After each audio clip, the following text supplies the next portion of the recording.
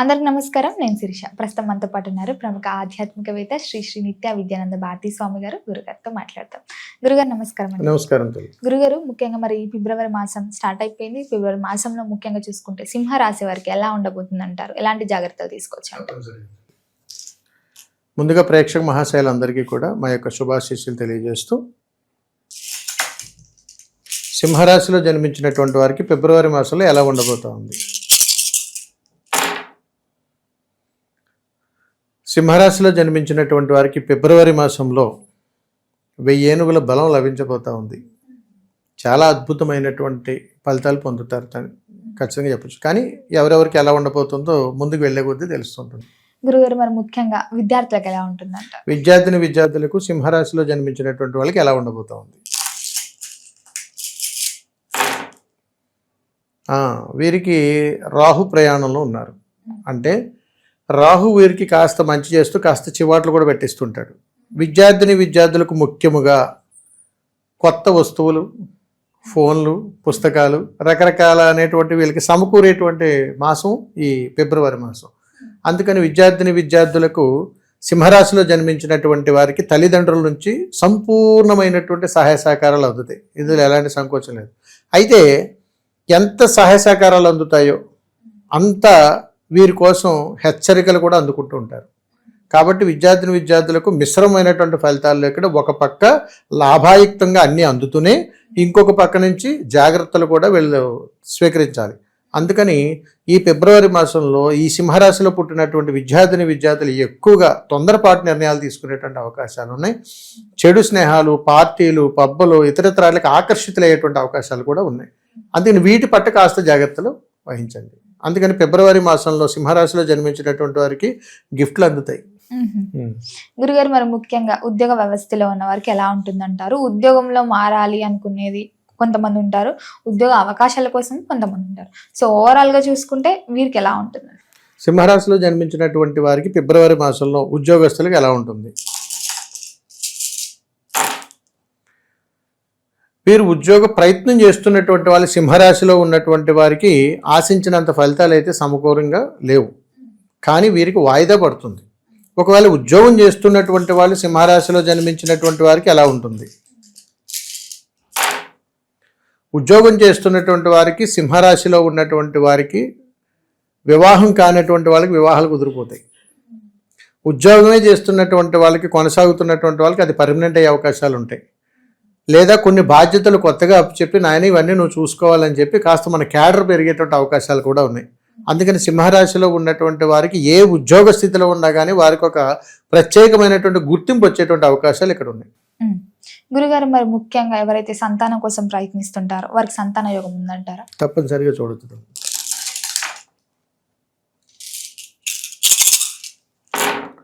సింహరాశిలో జన్మించినటువంటి వారికి ఫిబ్రవరి మాసంలో సంతాన ప్రయత్నంలో కాస్త నిరుత్సాహాలు ఎదురవుతున్నాయి. అందుకని వీరు చేసుకోవాల్సినటువంటి ఒక పరిష్కార మార్గాలు ఉన్నాయి. తద్వారా వీరు సంతానానికి అనుకూలతమైనటువంటి ప్రయాణానికి అడుగులు వేయవచ్చు. కాబట్టి సంతానం కోసం వీరికి చంద్రుడి యొక్క ఉగ్ర స్వరూపానికి గురవుతున్నారు. కాబట్టి ఫిబ్రవరి మాసంలో సంతానం కాస్త ఆశాజనకంగా లేదని చెబుతున్నాం. కాస్త అనుకూలంగా ఉండాలంటే ఏం చేయాలి అంటే, వీరు ఎక్కడైనా వీరికి తెలుసున్నంత వరకు కూడా ఊరి పొలిమేరలో ఉండేటువంటి పోలేరమ్మమ్మ వారి దేవాలయం ఉంటుంది ఈ సింహరాశిలో జన్మించినటువంటి వారికి. ఈ నెల మొత్తంలో ఏదో ఒకరోజు మీరు ఖాళీ చేసుకుని అక్కడికి వెళ్ళండి. ఒక 3 ప్రదక్షిణలు చేయండి చాలు. ఆ తల్లి అనుగ్రహాన్ని పొందండి. ఆ తల్లికి నచ్చినటువంటి ఏదైనా ఒక వస్త్రాన్ని అక్కడ దానంగా ఇచ్చి ఒక దీపాన్ని పెట్టుకోండి. కాస్త ఇప్పటి వరకు మీరు చేసేటువంటి ప్రయత్నాలన్నీ కూడా విఫలమైన ఈ యొక్క ప్రయత్నం ద్వారా ఈ సింహరాశి వారికి సంతాన యోగం బ్రహ్మాండంగా యోగం పడుతుంది. గురుగారు, మరి ముఖ్యంగా ఫిబ్రవరి మాసంలో ఎవరైతే కొత్తగా బిజినెస్ స్టార్ట్ చేద్దాం, ఓన్గా బిజినెస్ ఏదన్నా పెట్టుబడి పెట్టడం కానీ ఏదైనా వ్యాపారం స్టార్ట్ చేద్దాం అని అనుకుంటారు కదా, మరి ఈ సింహరాశి వాళ్ళు ఈ మాసంలో చేయొచ్చు అంటారా? సింహరాశిలో జన్మించినటువంటి వారికి ఫిబ్రవరి మాసంలో నూతన వ్యాపారానికి ఎలా ఉండబోతుంది అనేటువంటిది ఇప్పుడు మనం తెలుసుకుందాం. నూతన వ్యాపారానికి అనుకూలంగానే ఉన్నది. కాబట్టి వీరు ఒకరి మీద ఆధారపడకుండా, పార్ట్నర్షిప్ లేకుండా, అంటే 2-3 కలిసి చేసే వ్యాపారాలు సింహరాశిలో ఉన్నటువంటి వారు నిర్ణయం తీసుకోకూడదు. కాబట్టి ఒంటరిగా మీరుగానే బాస్గా ఉండేటువంటి వ్యాపారాలు ఏం చేసినా మంచి నిర్ణయంగానే చెప్పొచ్చు. అయితే 15వ తారీఖు తరువాతే మీరు ప్రయాణం చేయండి.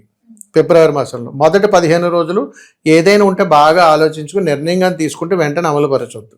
15వ తారీఖు తర్వాతే మీరు ప్రయత్నం చేయండి, కాస్త అనుకూలమైనటువంటి ఫలితాలు వస్తాయి. గురుగారు మొత్తం మీద చూసుకుంటే మరి ఆరోగ్యపరంగా ఆర్థిక పరంగా ఎలా ఉంటుందంటే? సింహరాశి వారికి ఆరోగ్యంగా ఆర్థికంగా ఎలా ఉందో చూద్దాం.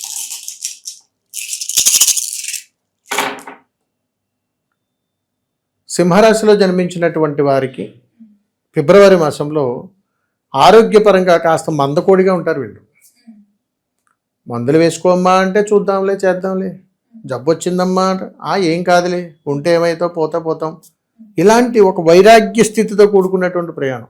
గుర్తుపెట్టుకోండి, సింహరాశిలో ఉన్నటువంటి వాళ్ళకి అనారోగ్యం వచ్చిందని హాస్పిటల్ కానీ తీసుకెళ్లారనుకోండి, ఏ మందులు వాడరు వాళ్ళు, కొనుక్కొని తీసుకొచ్చి ఇంట్లో పెట్టి జాగ్రత్త పెడతారు. ఇదే జరుగుతుంది. వీళ్ళ ఆర్థికంగా ఎలా ఉండబోతుంది? అమ్మో, విపరీతమైనటువంటి ఖర్చు ఈ సింహరాశి వారికి.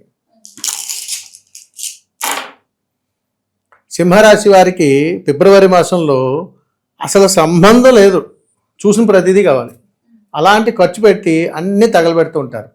ఏది వీళ్ళు సానుకూలంగా ఉపయోగించుకోరు, అది అవసరం లేకపోయినా అది కొనేసుకోవాలి, అలాంటి పరిస్థితికి వెళ్ళిపోతారు. వాటిలో ఏంటంటే తొందరపడి చేసేటువంటి కొత్త ఇన్వెస్ట్మెంట్స్, కొత్తగా ఏదైనా ఎలక్ట్రికల్ గుడ్స్, ఇంట్లో కాసిన గృహోపకరణాలు, అదేవిధంగా బంగారం కావచ్చు, వెండి కావచ్చు, ఏదో ఒకటి అది అవసరం లేకపోయినా చేతి నిండా డబ్బులు ఆడితే కొనేస్తారు. అలాంటి పరిస్థితికి వచ్చేస్తారు, కానీ అది నిలబడదు. వెంటనే మళ్ళీ తాకట్టుకు వెళ్ళిపోవడమో పోవడమో ఎవరికైనా ఇచ్చేయడమో జరుగుతుంది. అలాగే ఆర్థికంగాను ఆరోగ్యకరంగా అలాంటి ఇబ్బందులు ఉన్నాయి. అందుకని మరి వీరు ఏ పరిహారం చేసుకుంటే బాగుంటుంది? అందుకని సింహరాశిలో జన్మించినటువంటి వారికి కాస్త మంగళప్రదమైనటువంటి పరిహారాలు ఉన్నాయి. అందుకని మీరు ఏం చేస్తారనంటే, ఫిబ్రవరి మాసంలో ఎప్పుడైనా కానీ మీకు అవకాశం కుదిరితే సూర్యోదయానికంటే ముందుగానే మీరు స్నానమాచరణ చేసి అంత పసుపును తీసుకుని మీ ఇంటికి ఉన్నటువంటి గడపకు చక్కగా అలంకరించి బొట్లు పెట్టండి చాలు. అలా కానీ మీరు చేశారంటే ఆ ఇంటి నుంచి దాటి వెళ్ళి మీరు ఏ పని చేసినా ఆర్థిక పరంగానూ ఆరోగ్యపరంగా దిగ్విజయంగా ఉంటుందని చెప్పొచ్చు. గురుగారు, మరి ముఖ్యంగా సంవత్సరం నుంచి ఎవరైతే వివాహాల కోసం ప్రయత్నిస్తుంటారో సో వారికి ఈ మాసంలో వివాహ యోగం ఉందంటారా? తప్పనిసరిగా.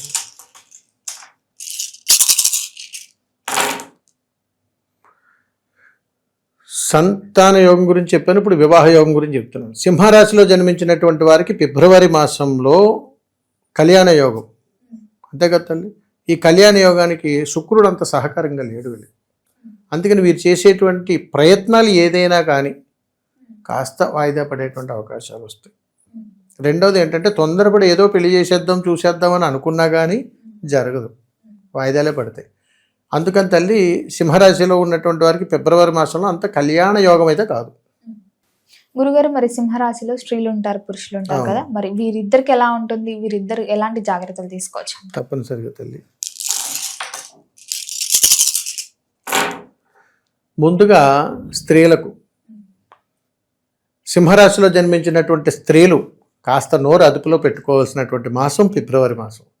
భర్తతో కానీ, పిల్లలతో కానీ, బంధువులతో కానీ, ఇరుగు పొరుగు వారితో కానీ, ఉద్యోగం చేసే ప్రాంతంలో కానీ, రాజకీయంలో కానీ మీరు ఎక్కడ ఉన్నా మన మాట చాలా ప్రభావితం అవుతున్న మాసం ఫిబ్రవరి మాసం. అందుకని సింహరాశిలో పుట్టినటువంటి వారు స్త్రీలు మీ మాట చాలా జాగ్రత్తగా మాట్లాడుకోవాల్సినటువంటి మాసం ఫిబ్రవరి మాసం. ఏ మాత్రం అదుపు తప్పి తూలి మనకు నచ్చినట్టుగా కానీ మనం మాట్లాడి పదాలు వదిలేస్తే అవమానాలు తప్పవు. ఇది ఖచ్చితం తల్లి. ఇప్పుడు పురుషులకి ఎలా ఉందో చూద్దాం. పురుషులకు సింహరాశిలో జన్మించినటువంటి వారి ఫిబ్రవరి మాసంలో అత్యుత్సాహం ప్రదర్శించి మీకు సంబంధం లేనటువంటి విషయాల్లో కూడా ఇన్వాల్వ్మెంట్ అయిపోయి ఆ సమస్యను కూడా మీ నెత్తి మీదే వేసుకుని నాకెందుకు నాయనా అనేటువంటి పరిస్థితి దిగజారిపోతారు. అందుకని అత్యుత్సాహాన్ని ప్రదర్శించకుండా మీకు సంబంధం లేనటువంటి విషయాల్లో కాస్త జాగ్రత్తగా ఉండడం అనేటువంటిది సర్వోత్తమం. ముఖ్యంగా చెబుతున్న సింహరాశిలో ఉన్నటువంటి వాళ్ళు భార్యాభర్తల్లో ఎక్కువ సంఘర్షణలు జరిగేటువంటి మాసం ఫిబ్రవరి మాసము. చాలా జాగ్రత్తగా ఉండాలి సుమా. నువ్వు అవునంటే ఎట్టి బస్సు కాదని అంటుంది ఆమె, నువ్వు అవునంటే ఎట్టి బస్సు కాదని అంటాడు భర్త. అదేవిధంగా పిల్లల్లో కానీ సింహరాశులు ఉన్నాయా, నలుగురికి బాగోదు, ఎప్పుడు డిష్యూన్లో జరుగుతాయి. అది ఫిబ్రవరి మాసంలో ఎక్కువగా జరిగేటువంటి అవకాశాలు ఉన్నాయి. అందుకని కాస్త జాగ్రత్త వహించండి. రెండోది, కుటుంబంలో బంగారు వస్తువులను కూడా పోగొట్టుకునేటువంటి ప్రయత్నం జరుగుతుంది. ఎక్కడైనా చేజార్చి పడిపోవడము, మిస్ అయిపోవడం, పోగొట్టుకోవడము, దొంగల బారిన పడటము, ఏదో ఒకటి జరుగుతుంది వీళ్ళకి. గురుగారు మరి ముఖ్యంగా చూసుకుంటే రాజకీయ రంగంలో వారికి, సినీ కళా రంగంలో ఉన్న వారికి ఎలా ఉంటుందంట? తప్పనిసరిగా తల్లి, సింహరాశిలో పుట్టినటువంటి వారికి సినీ రంగం, రాజకీయంలో ఉన్నటువంటి వాళ్ళకి ఎలా ఉండబోతుందో చూద్దాం. సినీ రంగంలో ఉన్నటువంటి వారు సింహరాశిలో కానీ జన్మించి ఉంటే వీరికి రాజకీయ పరిణామాలు, తీవ్రమైనటువంటి మార్పులు సంతరించుకుంటాయి. కాబట్టి పార్టీ మారటము, వదిలేసి బయటకు వచ్చేయడము, లేదా కొత్త ప్రయత్నాలు చేయటము, లేదా కొత్త ఆశావాహం అంటే దేని మీద ఆశ పెట్టుకుని ప్రయాణం చేయడము, రకరకాల ప్రశాంతత లేనటువంటి ప్రయాణం ఈ రాజకీయాల్లో చోటు చేసుకోబోతుంది. అందుకని సింహరాశిలో ఉన్నటువంటి వారు ఎలాంటి నిర్ణయాలు తీసుకోకూడదు ఫిబ్రవరి మాసంలో. అందుకని చాలా జాగ్రత్తగా ఉండాలి. ఏ నిర్ణయం తీసుకోవాలనుకున్నా అది పెనుముప్పుకి దారితీస్తుంది. అందుకని మనం మీరు ఎక్కడైతే ఉన్నామో అక్కడే ఉండండి. ఇప్పుడు సినీ రంగంలో ఉన్నటువంటి వాళ్ళకి ఎలా ఉందో చూద్దాం. సినీ రంగం అనే కాదు తల్లి, కళాకారుల రంగంలో ఉన్నటువంటి వారికి కళ్యాణ యోగం ఉందని చెప్తాం ఇక్కడ ఇప్పుడు. అంటే ఎప్పుడైనా ఈ సినీ రంగంలో ఉన్నటువంటి వాళ్ళు ఏదైనా కళ్యాణం కోసం ఎదురు చూస్తున్నటువంటి వాళ్ళు సింహరాశిలో కానీ ఉంటే ఆ దారి సుముఖం అయిపోతుంది ఇప్పుడు. రెండవది, కళారంగంలో ఉన్నటువంటి వారికి అవార్డులు, రివార్డులు, ఏదైనా గుర్తింపులు ఖచ్చితంగా వస్తాయి. సింహరాశిలో ఉన్నటువంటి వాళ్ళు, కళారంగంలో ఉన్నటువంటి వారికి అవకాశాలు ఎక్కువగా ఉండి బిజీ అయిపోతారు ఈ నెల. అంత యోగం ఉందని చెప్పొచ్చు. అది తల్లి. గురుగారు ముఖ్యంగా చూసుకుంటే మరి ఈ రోజులలో దూర ప్రయాణాలు చేయాలంటే చాలా మంది భయపడుతున్నారు. మరి ఈ సింహరాశి వారు ఈ మాసంలో దూర ప్రయాణాలు చేయొచ్చు అనుకుంటారు? అంటే విదేశీయానం అంటే ఎక్కడికైనా వెళ్ళొచ్చా లేదా ఏదైనా చేయొచ్చా అనేటువంటిది కూడా ఇక్కడ మనం తెలుసుకుందాం తల్లి. ఎక్కడికి వెళ్ళకండి అమ్మా. సింహరాశిలో పుట్టినటువంటి వాళ్ళు ఏ దూర ప్రయాణం చేయకండి. ఏ వాహన ప్రమాదాలు అంటే ఎక్కడైనా ఒక 20 మందో 30 మందో కలిసి వెళ్దాము, కుటుంబంతో కలిసి వెళ్దాం అనే సింహరాశిలో కలిసి అసలు ఎక్కడికి వెళ్ళకండి. దయచేసి మీరు ఇంట్లో ఉండడం సర్వశ్రేయస్కరం. ఎక్కడికి వెళ్ళదు, ఏ ప్రయాణాలు చేయొద్దు.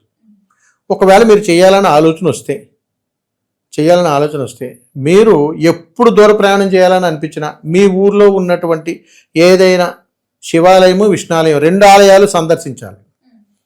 2 ఆలయాలు సందర్శించి ఇక్కడ 9 ప్రదక్షిణలు, అక్కడ 9 ప్రదక్షిణలు చేసి శివకేశవులు ఇద్దరి యొక్క అనుగ్రహాన్ని తీసుకుని తోడు పెట్టుకుని వెళ్ళండి. అంతే తప్ప నేరుగా సింహరాశిలో పుట్టినటువంటి వాళ్ళు ఫిబ్రవరి మాసంలో అవకాశం ఉన్నంత మేర మీరు ప్రయాణాలకు స్వస్తి చెప్పండి. గురుగారు మరి మొత్తం మీద ఈ సింహరాశిలో ఉన్నవారు అందరూ కూడా చేయదగ్గ పరిహారాలు ఏదైనా ఉంటే తెలియజేయండి. తప్పనిసరిగా తల్లి. సింహరాశిలో జన్మించినటువంటి వారు అందరూ కూడా చేసుకోవలసినటువంటి మంగళప్రదమైనటువంటి పరిహారం అద్భుతంగా ఉన్నది.